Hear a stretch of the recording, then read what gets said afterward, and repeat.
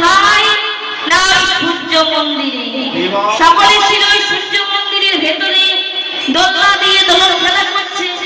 এমন সময় সুখ নামে এক পাখি গিয়ে বলে দিল, রাধে ও দেখো তোমার শাশুড়ি ননদী স্বামী তিনজনে আসছে, তাড়াতাড়ি না হয় কিছু একটা করো, আর বিলম্ব নয়। গোবিন্দ বললেন, চিন্তা করো না, এবার বটুকে জলের ছিটা দিয়ে জ্ঞান ফেরা, এবার বটু যা করার করবে। কোন রকমে বটুর জ্ঞানটা যেই না ফিরিয়েছে, এমন সময় গোবিন্দ আমার কি করেছে, কানু তখন ভালো হয়ে জলের ভেতর যায়।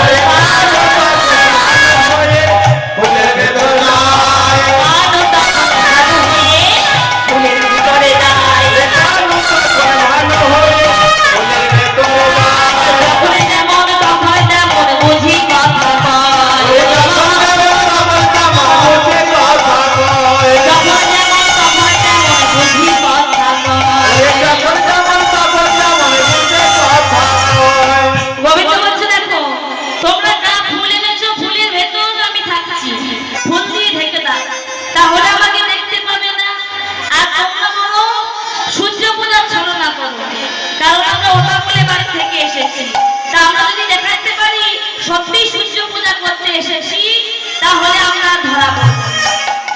এই বলে গোবিন্দ হয়ে ফুলের ভেতর প্রবেশ করলেন।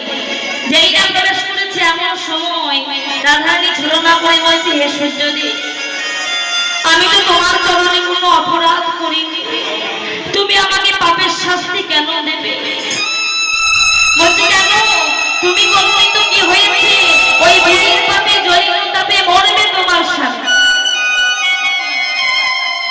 যেই না একথা বলেছে, এমন সময় বলছে, শোনো শোনো, তোমার মামা হবে না, তোমার শাশুড়ি কোনোদিন আমার পূজা করে না, তোমার ননদি কোনোদিন পূজা করে না। বলছে, সূর্যদেব তারা করে না তো কি হয়েছে, আমি ছোটবেলা থেকে সূর্য পূজা করি, তুমি যেন ধনে জনে পরিবারকে আমার সুখে রেখো, ভালো রেখো। শাশুড়ি শুনছে বৌমামার কত না ভালো, বৌমামার মঙ্গল চাইছে, আমার মেয়ের মঙ্গল চাইছে, আমার ছেলের মঙ্গল চাইছে, এমনকি আমার মঙ্গল চাইছে, কিন্তু একটু সব ছলনা।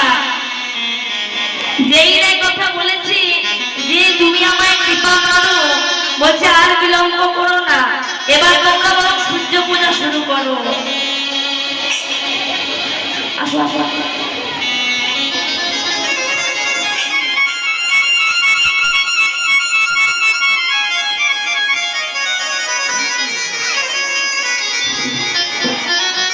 যাদের কাছে ফুল আছে